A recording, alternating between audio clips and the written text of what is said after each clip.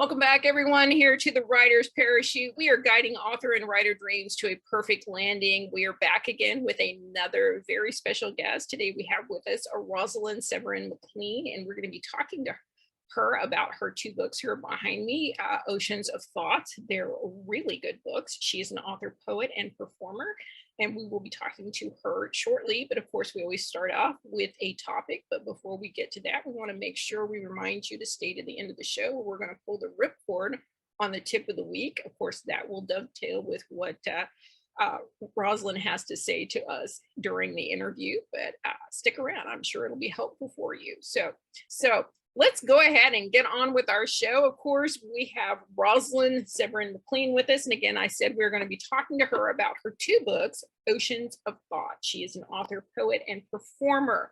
Rosalind Severin McClean. Hi. Hello. Hi. Hi, Donna. You want to hold up your books for us, please? So Rosalind Severin McClean has been known for her profound and most inspiring writing style. Her impressive work in poetry has claimed excellent reviews from her many audiences, both local and international. Not only has she participated in open mic events and written editions in newspaper articles to showcase her work, but she is also an exemplary performer in the arts, dance, and culture.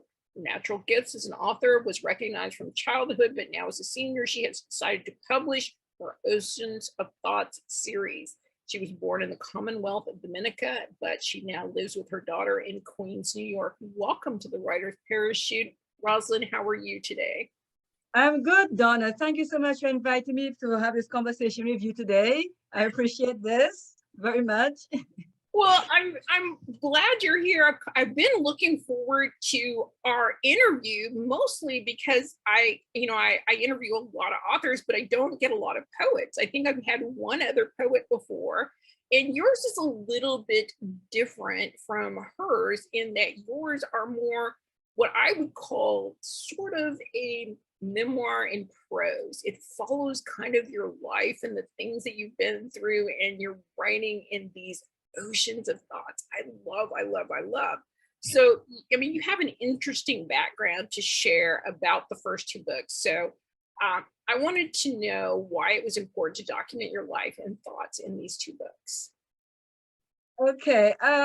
Thank you so much for this question. I will put it like this. I write, I should say, on sort of an inspirational level. It's like the book is shown to me through the spirit. So therefore, it's like this kind of work chose me. I didn't choose to do it. You know, I write my life experiences through that style. I have tried to do it the novel style. It didn't click. And I feel that I have been through certain events, certain things have happened in my life. And I know that through my work, it touches the reader. And a lot of people get transformed, a lot of people, it sits within them. So my work speaks to them. Right. And that's just about it. It's like, I was chosen to do this, if I could say it that way. Right. Well, and I would have to agree with you. In fact, in your first book, you describe it as an inspirational walk through the inner self, life, and history. And inside it, you had a poem that really kind of spoke to me, and it honestly made me cry. but it was a cathartic crying, and I really enjoyed it. It's called She's My Sister Too. Can you kind of share with us what your inspiration or the events for this emotional poem were? Yes, sure, most definitely. It's about my sister Yvonne, who passed away in 2016. No, 2017. I had visited her in 2016, and she passed a few months later, the next year. This particular poem, it's like the events that were happening around the time she was passing. I felt that I was being left out of a lot of things that was going on. And it's like my older sister was the one who I was communicating with at the time. And I was like being thrown aside. of what was going on with her, Mhm. not getting clear information. Mhm. You know, I was told that she was very ill, going down, but I just was not. I'm here in New York and they're over there in the West Indies, in Dominica, and not being there to see what's going on. It's like anxiety is kicking in, trying to figure out what to do and not getting complete information. There was a time that we were booking, I was trying to book the flight for my daughter and I to go home, but I was kept back. Wait, wait. I kept just wait, wait, do not come now, wait, just wait. And this was going on for the time that she was going through her transition, you know, it's getting lower and lower. And I not knowing what to do. Now the tickets are expensive. And I had just gone down there a few months before. So I had to find another ticket, two other tickets to go back. Mhm. And it was like I was didn't know what to do actually. So here I am in the middle of limbo, Mhm. and that, you know, kept kept on until she passed. And then too, if you notice in that poem, I kept saying she could hear. You know, tell her, tell her. I was telling my older sister, let her know I'm trying to call her. Mhm. You know, it's not even that I was able to do. I could not reach her. I could not call her. I was calling different numbers. No one wanted me to speak to her. It's like as if I would talk to her, it would be worse. And I know that she was looking for me to call or to even to be there. Mhm. You know, she knowing that I'm away, I wanted to be there somehow, whether it's on the phone. I said, let her see my picture. Let's tell her I'm calling. And that was so hard for Mhm. them to understand. And I kept at it. Tell her I'm calling, tell her I'm calling. And eventually, when my older sister told her that I called, she was staring because she heard my name. And Mhm. I said, yes, because she heard my name. She's looking for me. She heard my name. But Right. I was up here and she's over there. So that's basically why I wrote this. It was like, yes, I had to write it because, like, no one could really understand what was going on. Right. And I felt like I was just being tied, Mhm. pulling on a string and being tied and not able to be there or to get the inspiration was so tight, Mhm. you know. And this, then she passed away, and at least she knew that I was calling. I was asking my sister to tell her she can hear. That's the last thing that goes is the hearing, Mhm. and that's just how it went. And this is why I wrote this. I had to explain myself. I had to let them know that I was trying to be there somehow or the other, you know. And it just didn't happen that I was there. But I Right. was there on the phone. I was there in spirit. I was there other ways, but not physically there with her at the time. So, and she was very close to me. You know, we were very close sisters. I mean, we lived away, Mhm. but growing up, she was the sister who was closest to me. So that really hit in a way that it's like it shattered. It just shattered everything. You know, it just the whole experience was very shattering. Yes. You know, yeah. So then Well, I and I had to think put it maybe down. that's why it spoke to me. I had a similar situation when my mother became ill. No, she wasn't young, but still, she was my mother, and I was very close to her. But we live 1,800 miles away. Now, that may not seem like a lot compared to you and your sister, but it's It's still still a a distance. distance. It's still Yes. a distance, and it's not always easy to get there in a hurry. Um, and my mother had fallen ill, and she was also battling dementia, so she did not recognize my voice when I would call, and in fact, kind of broke my heart. She thought I was a telemarketer, and she would hang up on me, and she's like, no, I don't want it, and just hang up. And Mhm. it was really heartbreaking to me because we knew that that she was likely towards the end of her life. Mhm. And I felt frustrated as same as you, asking them. It's like, please, tell her I'm calling. Please, call me when you're there so you can tell her Right. it's me calling so I can talk to Yes. her. And it Mhm. just didn't happen. Didn't happen. And Yes.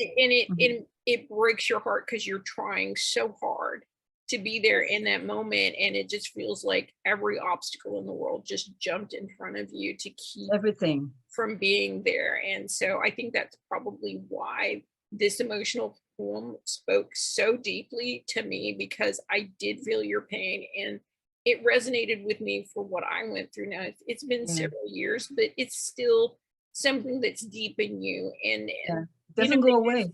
yeah, and they say the hardest thing to get beyond is regret. And that's what it Mm. feels like. It feels Yes. like, did I try hard enough? Did I really put as much effort into it as I should? And I know the answer is yes, but some small part of your brain questions whether it is actually yes. So I do understand, and I appreciate you Thank sharing that poem you. with Thank us you. Yeah. here in your first book. And I have to say that, you know, for nothing else, I would say go buy the book just for that poem. That's It's amazingly well written, and it's a very heart-wrenching and true and honest. yeah. So Thank you. Thank you so much. Yeah. you're very welcome. And you know, Mhm. and also in your second book, I actually loved it as well. It's you list that one as a wave of smooth intensity, captivating energy, and a history of movement of a musical decade. Yes. There was another poem inside that one that really caught my attention, and it's called The Silent Bully. I loved the ending. You added a proverbs to the Yes. end of that poem, which Yes. just kind of I felt like it was such a great poem up to that point, but those proverbs at the end was just like, you know, the extra decorative icing on that Yes. perfect cake. And I love that.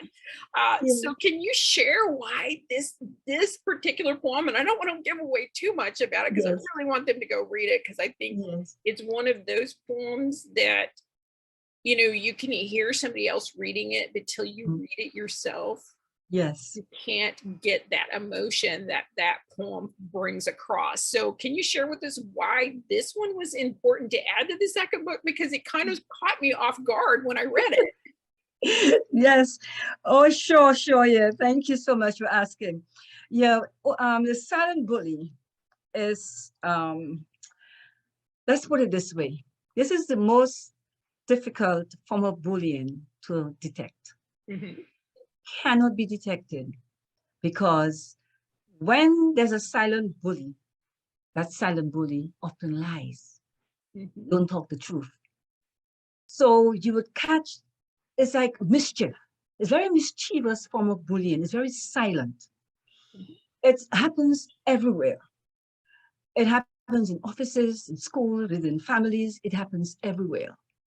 And people, there was a time, or there are times when you might want to just brush it off because, but actually it's not something to be brushed off. It's something to be addressed, but it's very difficult to detect it. And when you call into a meeting and you catch the person doing this mischief, they often say it's not true. Oh no, that's not true. You made it up. Mhm, And then they will keep on doing that same form of bullying because they are not caught. mhm. When they are caught, it's a different story. But very often they're not caught. Right. It happened to me. It happened to my daughter. It happened to many people that I know. Mhm, And the last time it was like, I just had to write. mhm, And it's like when things like that happen, I speak through my work, through my writing. mhm. You know, I can't, we're not authorities, we're not any of these things. But when I write it, it's like it releases. Mhm. When I write, I release whatever energy that I feel. The frequencies just keep moving with it. And it's like so authentic, especially this poem. It happened and I just wrote it. Mhm. And everybody was like, yes, I wrote it. I said, and I had not even had a book yet. I was Mhm. just writing, doing my work, writing and storing it, saving, writing and saving. I had no book, no intentions of a book. It's just, I was just writing and I just kept writing anything that come to me, anything I'd get in dreams, anything, any inspiration that will fall from the chosen, the above, I would just write. Mhm. And this one, when the inspiration came for this silent bullying, I just wrote it. I just wrote.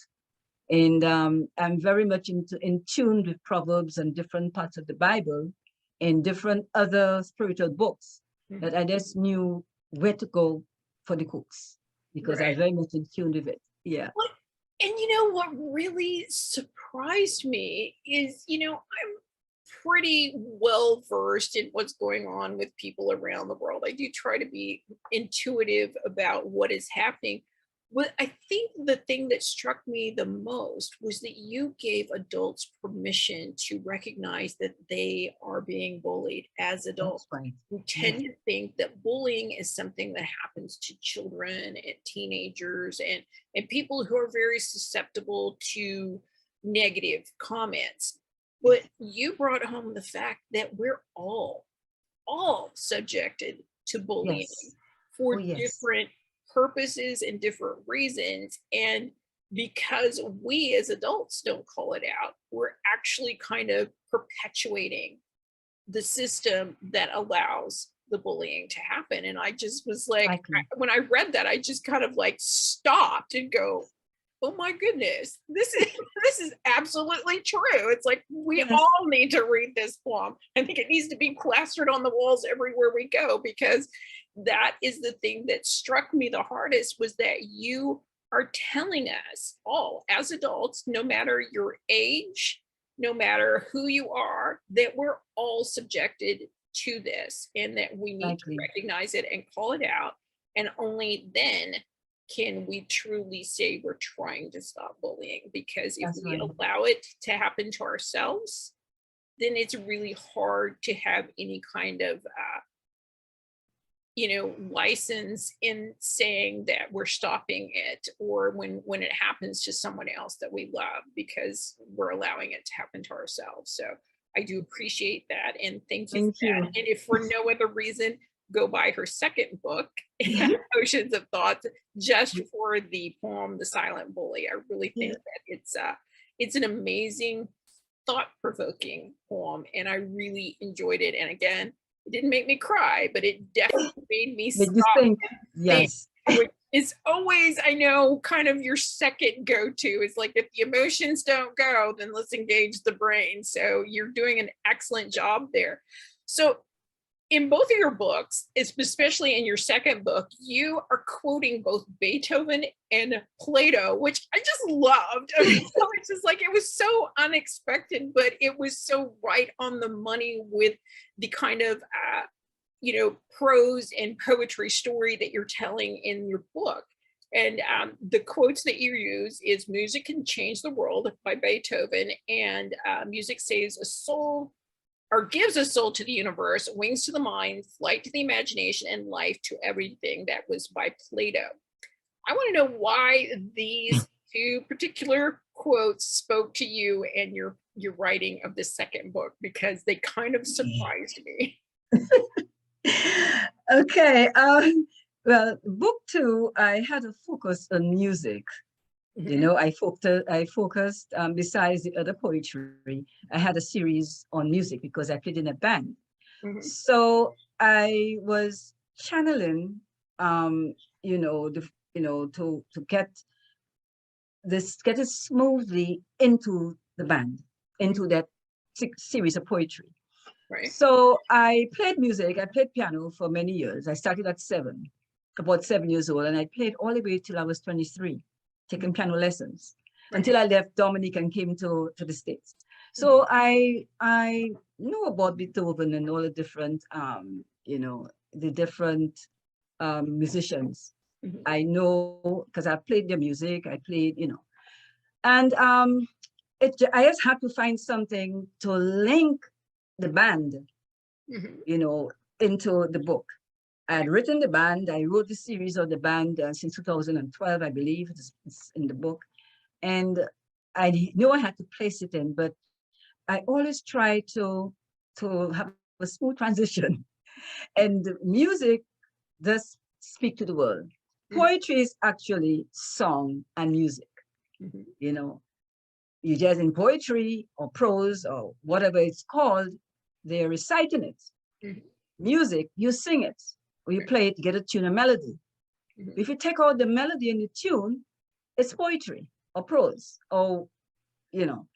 So I linked it because I know it's all part of the frequency, it's all part of the sequence. mhm, right. Okay. Now as for what I chose, I don't even know. It just came. That's it. I sometimes I see a word or something in meditation, and I go looking, and then I say, ah, that's it. But then I don't even pay too much attention as to, in researching. I just know when I see that's it. 2 words, and I know that's it. Yeah, it comes, it just comes. It's kind of unexplainable how I channel in those this work, because I can't even understand it sometimes. It's just my daughter says, "Oh, mommy, you write something in less than no time." I said, well, I don't know, because it just comes. Sometimes nothing comes, and sometimes it just comes, and I just go with it. Right. Which is So, always the best thing. And sometimes it's like my job sometimes is kind of against what I do as a writer, because we know as a writer, inspiration just falls it sometimes just into your flows. lap. Yes, Things just, you just hear a quote that you maybe heard 1,000 times, but in that moment exactly. it spoke to you. So it's like, I don't want to take away some of the magical sauce that's behind it, but I really did think that when I was reading through your second book, that these two quotes really just kind of encapsulated the book, and they were kind of magical in getting you into that mode for what was between the pages. So I wanted to know what, but sometimes, like I said, it just falls out of the air It at just, that yeah, moment. it just came. It just came, and I used it. It was just perfect at the time for what I wanted. I was writing on the band, which is, Mhm. it's very important to me, very passionate to me, the band, the experience of the Missing Dimensions band. So it just linked in perfectly. Right. Well, The it, words, it it definitely did that. So, both of your books are very thought-provoking and honest. And that's really hard to do. I have to tell you, it's like when they say that some writers open up a vein and bleed, and they truly do. And I really felt that we were seeing not only your soul and spirit, but your heart come through in these books. So I want to know, what was the inspiration behind the evocative books? um, good question. Yeah, that's a good question. I, oh, I will tell you this. In my life growing up as a child, and going through adulthood and normalcy, I have been through like a roller coaster of emotions and feelings, you know.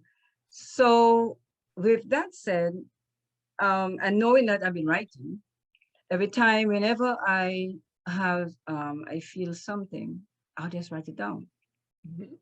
and I do a lot of meditation. Or I used to do a lot more, and Mhm. I get a lot of, visualize stuff. So, um, yeah, sometimes you feel that you're not treated right. Mhm. And yeah, and no matter what you do and how you do it is not good enough. Yeah. So been there, done that. You understand? And this are like a lot of times, well, most of the time in my writing, I project that. And that seems to touch many, many people, because they seem to have, they can identify with what I write. At least someone is telling it. What they were afraid to talk about, it's here. What I, as a child or a young adult, was afraid to talk about, it's here. It's like, no, you can't stop me. No, I can write it. No, people are going to listen. What you didn't want to listen to, they're going to listen. No, it's been read. No, I have a voice. And that's basically, and the inspiration is just flowing. It's like the Lord, or the universe, or the higher power just chose me to do this. Sometimes I don't even realize it, but it's that's the way it's happening. Wow. And I say, well, I was chosen for this. I you know. I would say that is probably very true, and probably a great explanation for those people who are trying to capture that and it Mhm. is just you being you, You and being me, yeah. speaking and leaning into your own voice and Mhm. making it unapologetically you. So That's right. I do appreciate that. Your books have a very lyrical quality to them that invokes a movement. And I wanted to know, what tips would you offer to other authors to add movement to their writing? Because this is something as an editor that I see, especially they talk about the saggy middle when you're writing books and stuff like that, that you don't have that lyrical quality, you don't have that movement going on, which is where, you know, a lot of these books fail. So how would you suggest that they add that? With writing, from my experience, I think I will talk about my experience. Maybe those who are listening might catch on. There is a lot of silence in writing. I don't know if other people have that, but there's a lot of silence in writing. You can't, for me, well, I get more of my inspiration like 2 in the morning, after 1 o'clock. I could sit at the computer and just keep going. I know I have to work, so I have to sleep. So then I get up but there is a lot through silence in the mind, if that's explaining some explanation. No. So therefore, you can, if they're in tune, if one is in tune to that silence, they can pick up any frequency. They can pick it up. They can pick up the lyrical aspect of what they want to do, you know, and they can pick up the melody of it, because in the books there are a lot of melodies. It's just that I'm not playing it, but when you think of it, there's a lot of songs, There can be a lot of song to what I've written. So I just feel that writers out there, I mean, everybody's writing novels and everybody's writing children's books and everybody's writing all kind of books. But are they just writing the books or writing a book, or is there a silence in their writing? I don't know. I just, that's my experience. So I don't know if it relates to other people, but because in those books, and I have a book 3 coming up, and there'll be a book 4, God willing. This is how I do it. I don't know. I don't have an explanation. Right. I really don't. Well, I know you say you don't have an explanation, but I did love your explanation, and you're absolutely right. It's like sometimes I feel that we're forcing ourselves to follow a pattern, and we're so afraid to test the railings, excuse me, or push against the guidelines that other people have set for us. And I think this is where we kind of lose that lyrical movement quality to our writing, is we're listening to everyone else instead of what is inside of us. So I do think that you had an excellent explanation of that. And yeah, it happens in those quiet moments when you're ready to listen to yourself and not everyone else. So I think you did have an excellent suggestion for us here, even if you didn't think so, but I think it was great. So we're going to go ahead and shift gears for just a little bit and talk, although I loved your books, we want to talk about your experience as an author and a writer here. Now, we know that most of them experience some kind of obstacle or challenge when they're writing and publishing their books. So we want to know what obstacles or challenges you ran into, and what do you think you learned from them? With the obstacles that I ran into is knowing how to set the book and publish it. I had absolutely no idea how to do this. I knew how to write. I've been doing it from a very long time. So I had all this work saved on cassette tapes. Those are the days of cassette recordings and in the computer.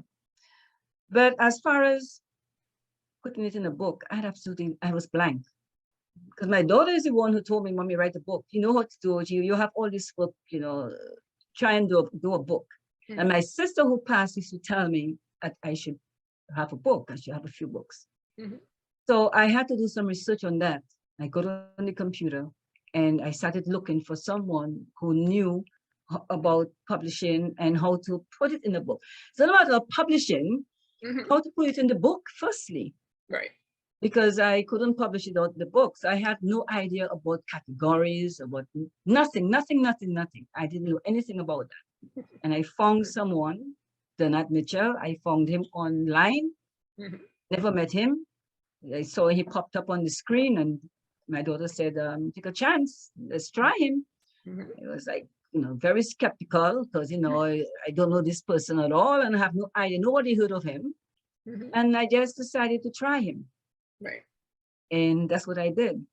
And 3 months later, I had the bestseller on book 1. I just took a course. I took the course. People were trying to tell me what to do, what not to do this, do that, do this, do that. And remember, I mentioned to you in the silence. In the silence, it wasn't telling me to do this, do that. It was telling me to take a course. But everybody else was saying, no, you don't need this, don't need that. You can just do it. You can just do it. And I decided, you know what? I'm going to just sign up with this guy. And thank God I did, because he taught me everything I needed to know about listening the book, the template and all this stuff. I had no idea about the template. I had no idea about anything at all. And he instructed me. I took his course and he instructed me and the people on his team how to do this work. And even the guidance to self-publish, the whole 9 yards. I learned it through the course. And now I had book 1 in 3-4 months. I had book 2 within the year. I published them one after the other. And then I decided, let me take a break before I do book 3. There you go. Because I have the work already. I don't have to go searching for material. I already have it. Right. And this is what happened. Well, see, I do love your answer here, and I'll explain why. A lot of people ask me why I call my podcast The Writer's Parachute. And those that know me and have been one of my clients or are writing students or something, they know that I'm constantly saying the only reason I know what I know is because I'm so willing to go jump off that cliff and build a parachute on the way down, which is why we call it The Writer's Parachute. For those of you who are interested, that's why we call it that. And I love your answer because you were doing what was right for you on your journey. And you were willing to go jump off of that cliff if that was what was necessary to get you to where you needed to be. And I think sometimes we're often afraid to discount some of the most helpful information because it isn't right for you or your journey. And if I give no other lesson in doing what I do, it's that you have to be true to yourself, because if you're just listening and following somebody else's journey, then you're not going to be satisfied and you're not going to be happy, and you're going to find frustration as a constant companion. So thank you for sharing that with us. Thank you too. All right. So we want to know what 3 things you wish you had known or wish somebody had told you before you published or wrote your book. Wow, that's a good one. That's a good one. To tell you the truth, there are so many things that I wish I knew before, but life is a learning process. And I believe these things happen for a reason. I find there were a lot of jealousies around, and I don't know why people would be jealous of something that they have absolutely no idea the effort and the amount of work that goes into it. But they see a project being done, and you get this principalities darting at you. This is what the only thing, I mean, you feel these things darting, and you wonder why. Why is this happening? The sort of friendships and even relationships and even sisterships and all the ships, they start drifting away, and you wonder, what did you do? That everything, So sometimes I put it, since I published the first book and the second books, I felt a lot of stuff happening, and I just realized, and the principalities decided darting.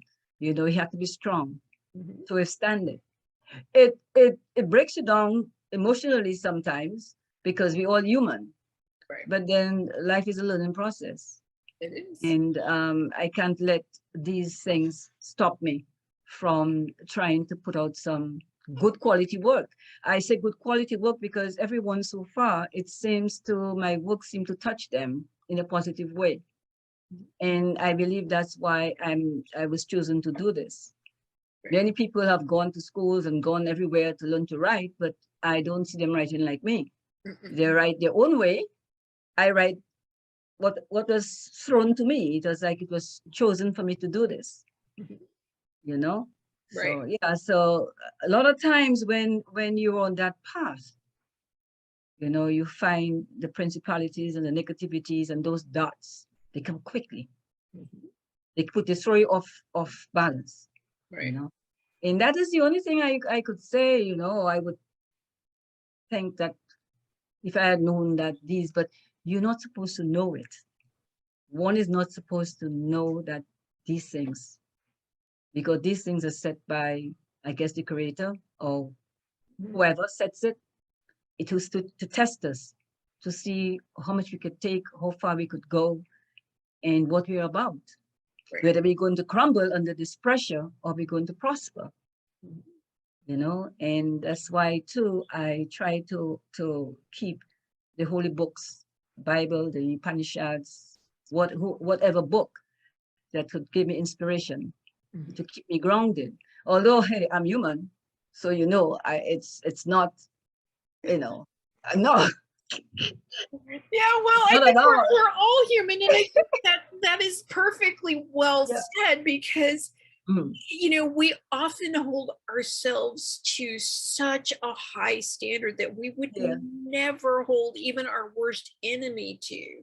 We speak Yeah. to ourselves in much more negative words than we would ever speak to our worst enemy. Yeah, And and again, we compete with ourselves, which is why we feel that sense of, you know, when we see somebody else succeeding, instead of celebrating with them, we question why them and not me. yes, And right, you know, and I often find that that's the wrong answer. It's like we should be working together to help each other rather than worrying about what someone else is doing, because you can never know what their journey is. You don't know what they went exactly, through to get to this point in their life. It may be exactly, much different than yours, and you don't know how many years that they struggled before they got to this point. It's really exactly. hard to know that. Mm. And you know, I used to be a reading specialist as a teacher, and you know what I do know is that you never go into a library or into any business or any home that has a bookshelf and find only one kind of book or one author Exactly, or one genre of reading. It is usually a plethora of information, because people, what they read today may not be what they want to read tomorrow. It's why there's, you know, exactly, thousands of television channels, you know, available now, is so people can have so much choice. And we have to look at our books and our writing in that same manner. It's not about us competing with each other. We're just competing exactly, on that shelf. exactly. And I think this is kind of one of the hardest lessons for new authors to Mm. understand, that it isn't about who is doing what, because again, I always say this, it is a marathon, it is not a sprint. If you don't get that award this year, there's always next year. If you don't get that event this year, there's always next year. If you Business. don't achieve that, there's always next month, next week, whatever. There's more coming. You're not in a foot race to get to the finish line. You're Exactly. It's not a competition. It's exactly, not a it's not a competition. Yeah. competition. It Mhm. is about provoking thought. You know, whether you're writing for children or you're writing theology or poetry or songs or whatever, it is about provoking thought and emotion. And I think that sometimes we lose sight of that. But Yes. I do thank you for sharing that with us. So I'm going to ask you an interesting question. I always get really great answers here. So if you could speak to your younger self today, what Mhm. advice do you think you would offer? Um, I mean, one thing that I know that things happen to us for growth. Mhm, Okay, and a lot of things happen because of the plan, the higher plan. mhm, But one of the things I may want to say is I wish I knew about meditation as a young child. And I think that's like the core, the stem of the growth. So as a child, we did not have that, on the island. I started meditation, I was about 17, teenager. And even then at the time, it was kind of prohibited at my home. It was just like, oh, you're going to church, you're Catholic, you're this, you're that, you cannot be doing this, because no one really knew at that time coming into the island. There was no explanation, no one was familiar with what it does and stuff. So that's about the only thing I would say, that I wish I knew how to meditate as a child, Mhm, then I would have more meditation. mhm, But then again, who is to say? The Lord plans your life, whether people call him Lord, whatever they want to call him, Allah, or whatever you want to call it, higher force. mhm, Your life is planned that way. mhm, So even though you feel like you got a rotten end of the stick, mhm, or you did not get the golden spoon, mhm. or whatever it is, I guess that's the way it's supposed to be for us to learn through it, because I've been through, it has not been easy. Well, and my mother, I think, as I get older, I've come to learn that she was a lot wiser than I really recognized during her lifetime. And she would tell me, she's like, there are usually two reasons why you have difficulties in your life. And this is not theology and this is not science or anything. This is just my mother's explanation. And she would say there's two reasons for problems in your life. Number one, you didn't pay attention the first time the problem came around and fixed whatever was causing it, or you didn't learn what you needed to learn from that lesson. So, There you go. figure out what it is you're missing in this thing that keeps happening to you, because I Right. guarantee you there's some reason it keeps coming up and you Yes. haven't learned what you need to learn. And I think she's right. I think that, when we kind of ignore problems or we ignore difficulties, or we just go, I don't have time for this. It's like, well, life forces you to make time for the Time, difficult yes. things. And so, you have to pay attention. You have to, get on with life, and it doesn't always come easy. So, No. but there's quality in Yes. learning that value that life doesn't come easy. So maybe it makes you enjoy those easy moments a little more. So, I really think that you've connected with something that I wish I had known as a younger child. And Mm, I think the one thing that I think resonates through most of my guests when they answer this question mm, is they wish they had been more.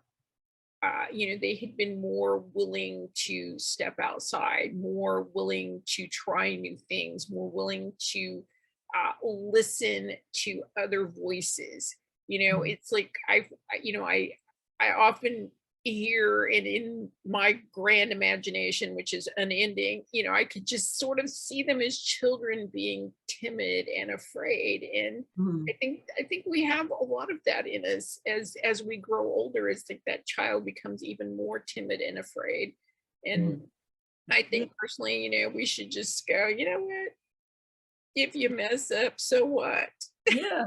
The thing is that we are not taught as children, most people, unless you're from that, part of the world, Mhm, we're not taught as children to sit quiet and meditate, mm-mm, even if at 50 minutes or 20 minutes. mm-mm, The children run around and, do what they're doing as children, mhm, they throw temper tantrums and this thing, but there's no quality of meditation at all in the mhm, West, mhm, not at home and not here either. mhm, And I think that is missing.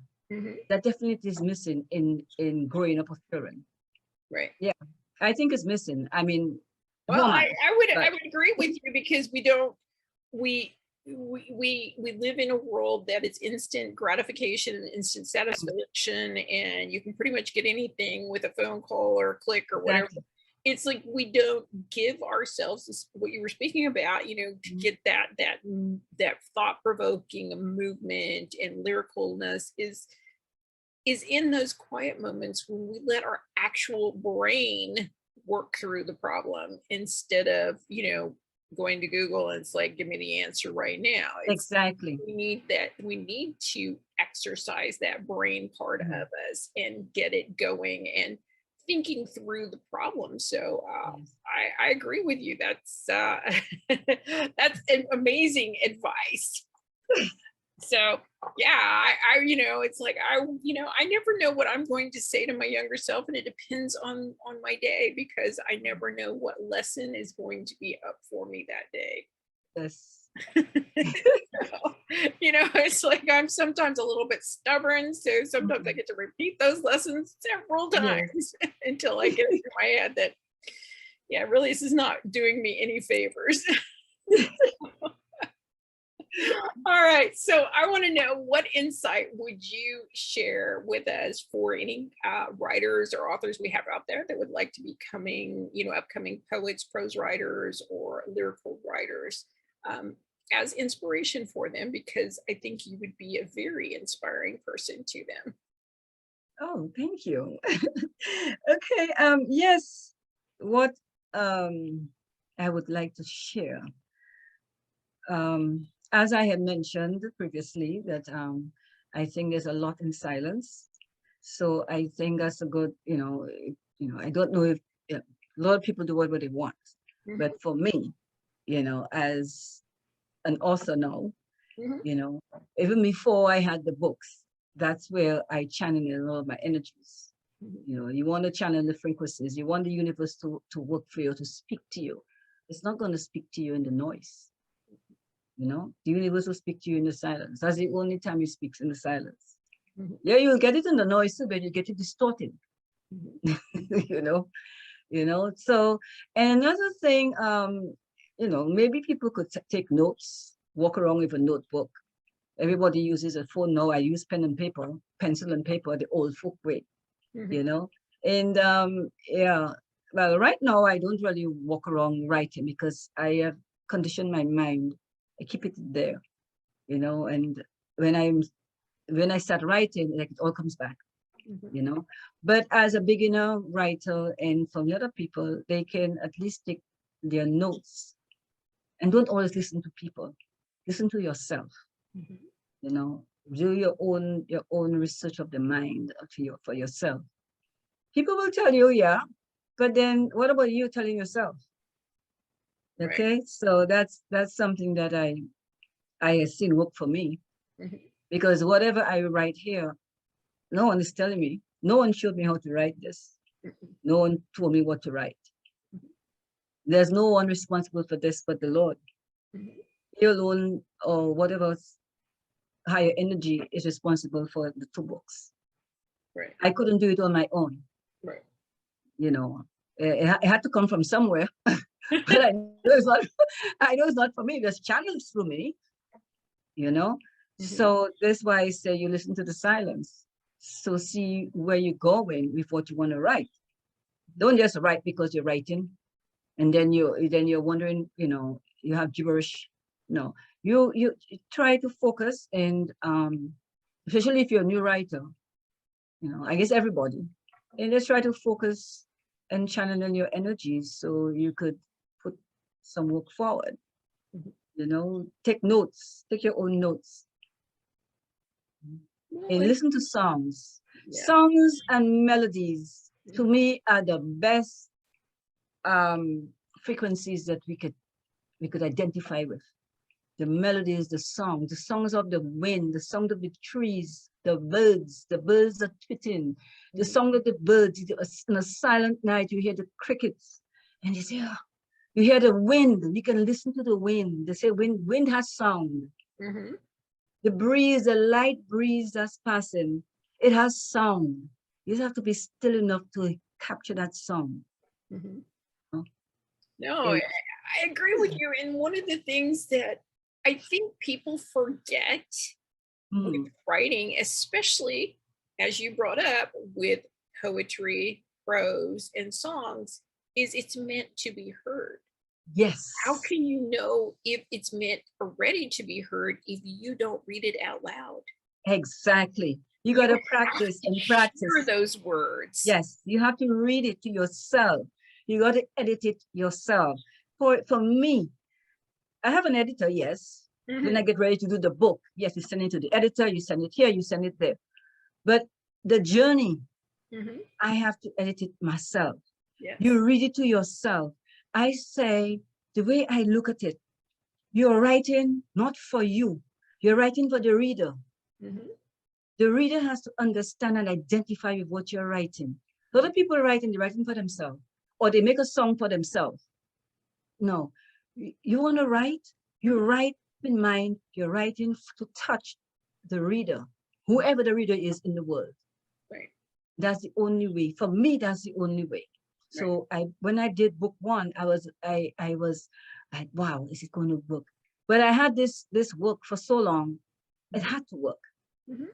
because I wrote it and I edited and I kept editing and editing and editing until it was ready to go. Mhm. And I wrote it for the reader. So I wrote it for you. I say, okay, Donna is going to pick up the book. When Donna picks up the book, I wanted to speak to her. Mhm. So I'm writing for you, Yes. for whoever picks up the book.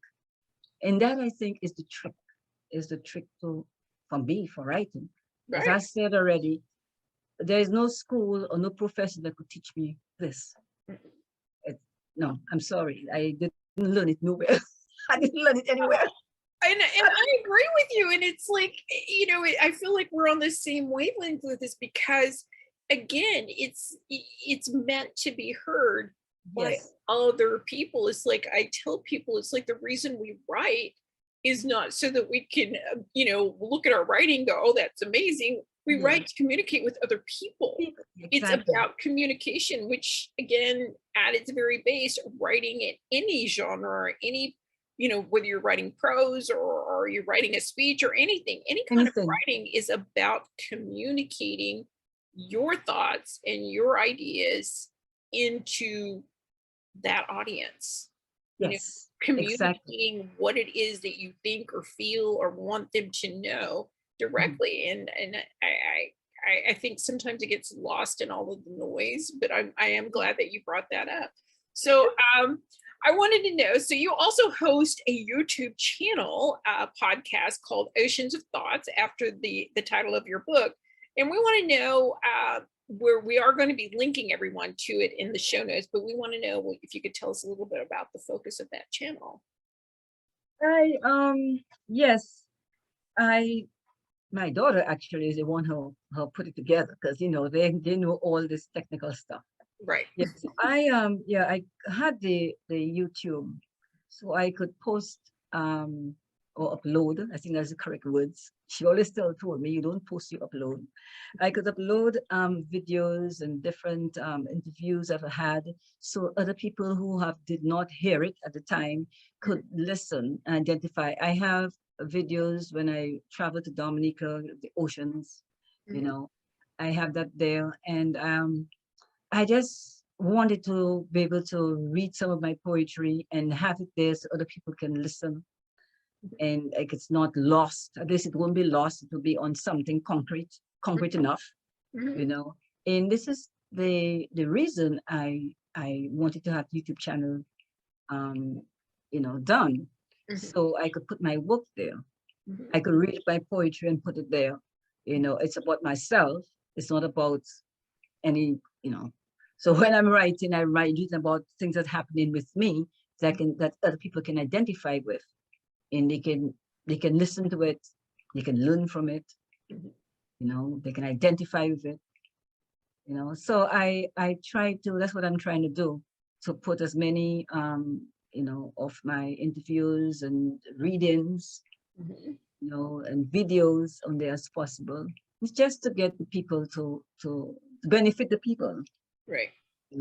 benefiting them, because some people send me a message. They find me, people I don't even know. They find me on the messenger and they put a note. Oh, they read this and what it did to them and how they liked it, and Mhm. so Yeah. yeah, Well, that's you're doing a great job. And I would say that for any of the aspiring writers or authors that we have out there that are wanting to connect with somebody that is very very lyrical, very well versed in writing prose and poetry. I would say go check out her channel over on YouTube and listen to the way that she approaches her craft, because she is definitely very well versed in bringing forth the emotions and invoking that connection with her audience. So I think that Thank you.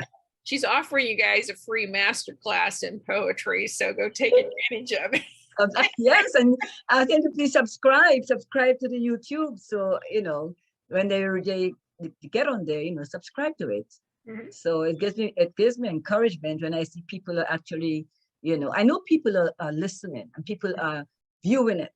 But Mhm. as far as they subscribing, you know, some do, some don't. You know how that goes. But Mhm. I would like that they subscribe to the YouTube. That makes me, you know, give me a little bit of encouragement too. You Mhm. know, because we all human, we need a little encouragement sometimes, even though you know you do it. But at least you say, but at least they appreciate it. It Right. shows me that they appreciate, people appreciate the work, you Right. know? Yeah. Oh.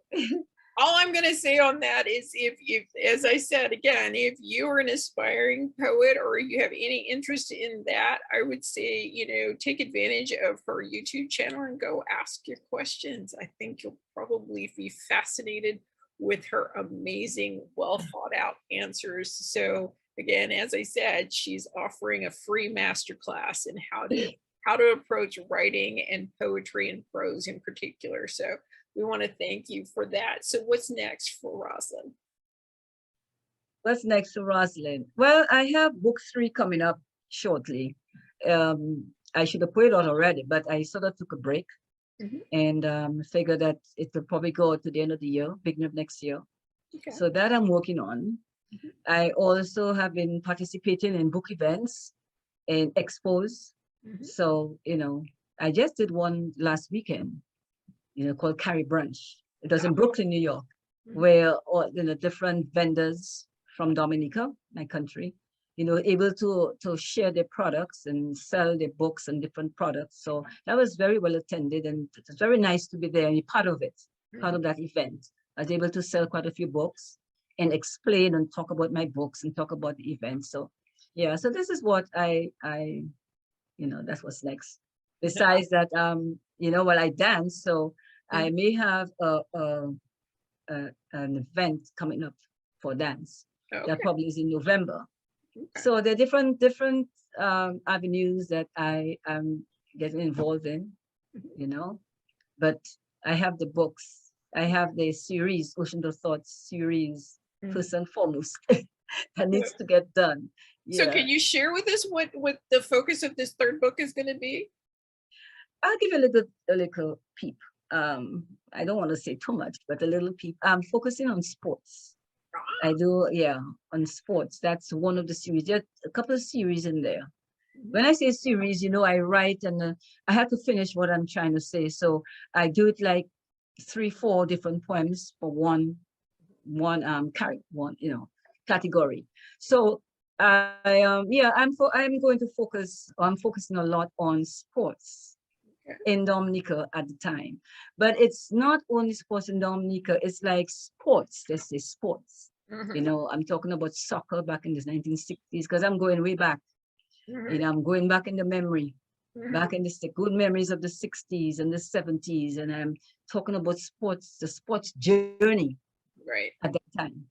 Right. And I think a lot of it has been forgotten. You know, people forget when things, because they're in a new decade, they're in a new space, and they forget what happens. No, I don't forget. Mhm. Maybe that's why I'm writing, because I don't forget. So Well, I have, we are definitely glad that you are, and we look forward to this third book coming out, and we'll have to have you back when it's out so we can talk yes, about it and what's going on with you.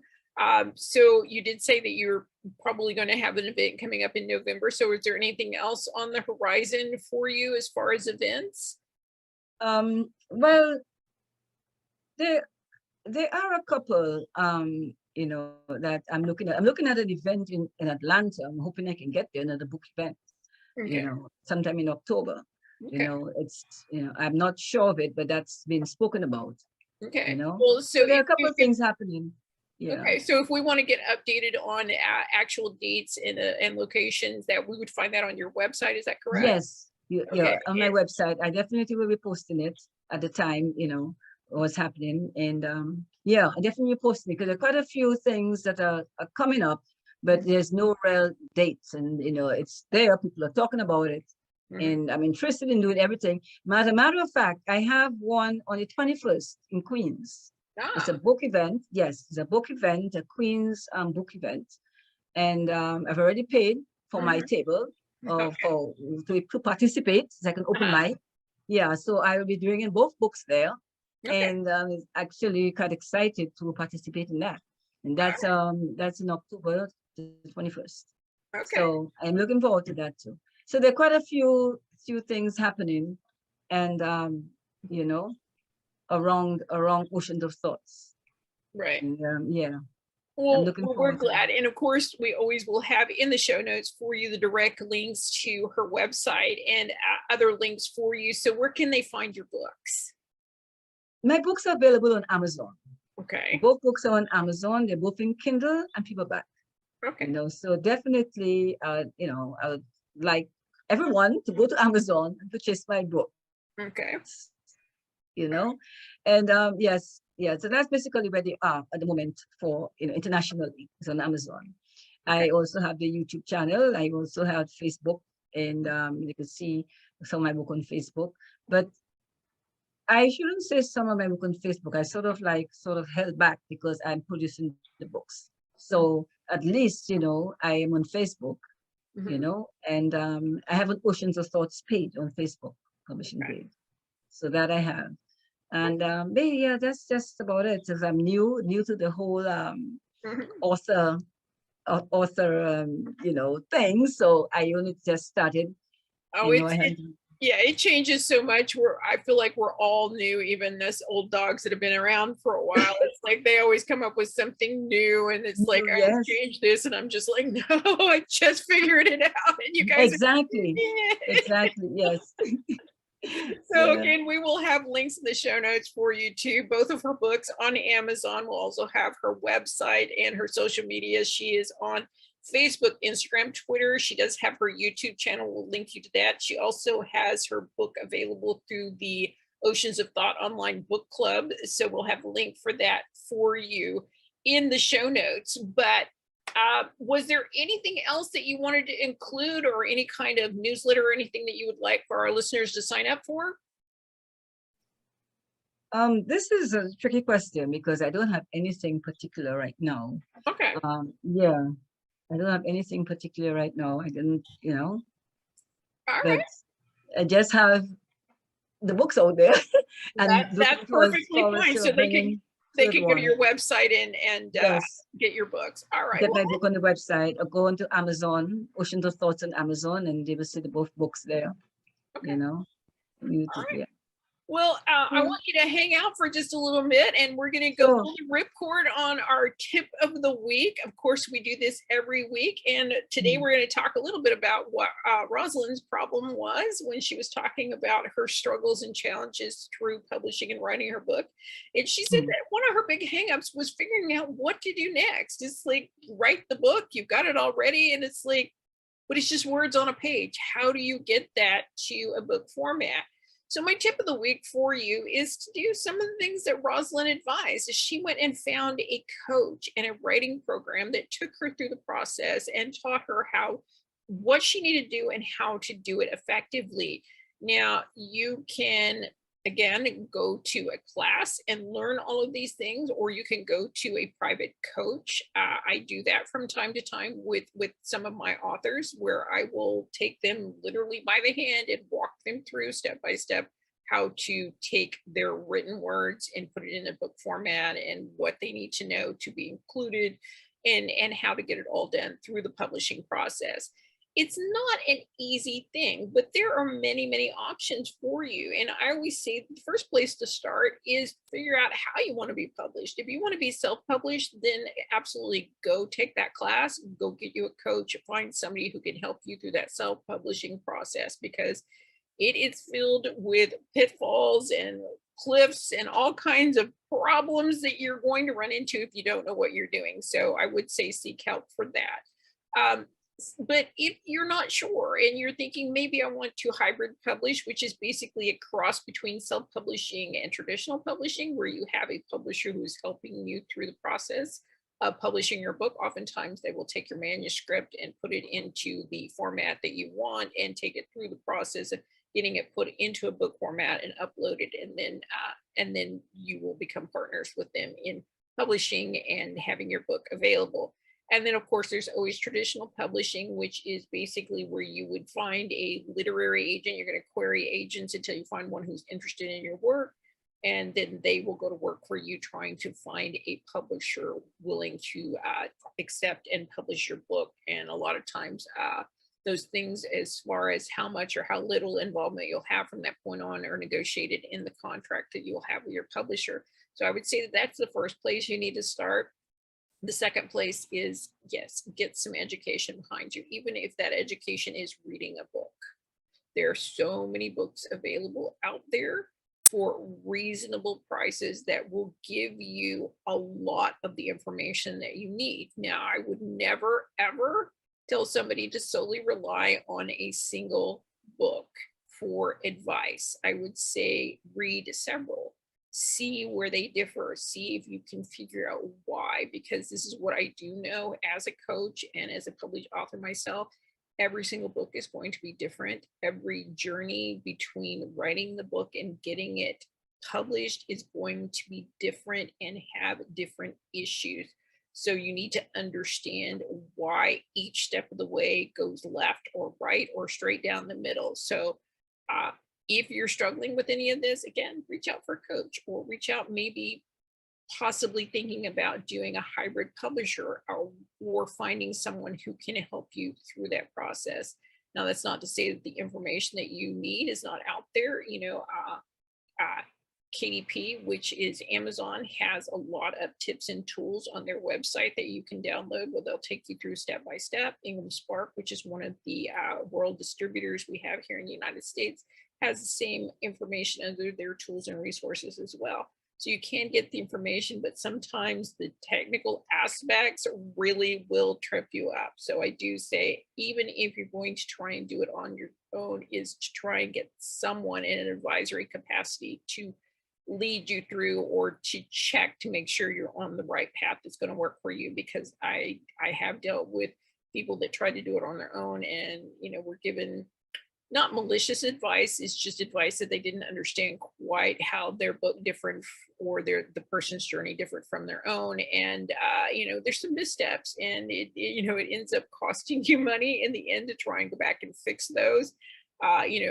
Some are small, some are large, some are somewhere in between, but it's always very frustrating to the author to try and have to redo these problems. So I would say, seek advice, seek education, look for those books, look for those advisors and guides to help you through the process. I hope that's helpful for you. Of course, this is your tip of the week, and we appreciate you guys sticking around while we pull the ripcord on that. Of course, we're going to pull the ripcord on this week's episode. We want to remind you that we have a new website for you at thewritersparachute.com. We want you to go check that out. We always have new information and updates on episodes. Of course, we would love for you to follow us here on the YouTube channel. Hit that subscribe button, smash the bell so you get reminders of our episodes that come out every Wednesday. And of course, we would love for you to like and comment on all of our videos. Our authors that we interview work really, really hard to bring you quality material every week. They spend their time and energy to come here and talk to me about their books so that you understand and know what their journey was like, but mostly about what their book is about. So do that. And of course, we are on all podcasting channels. So if you would just like to find us on your favorite, please do. If you find a podcast channel that we are not on, please leave us a note in the comments, and we will make sure that we get on that channel. We want to make it easy for you to listen to our episodes each week. And again, a big thank you to our audience. They have made the Writer's Parachute an amazing podcast. I am so thankful that you guys are resonating with what I do every week. We have reached the top 3% globally with the writer's parachute, and I am just beyond words, and I can't even think of good adjectives to describe how I feel about this success. So thank you all very, very much. We're going to have some new things coming up in the weeks ahead. We will be asking for your support. And we'll give you more about that later. And we're going to open up some subscribers for some extra special events coming up. So please check back and check in on those. And of course, you can follow us on social media.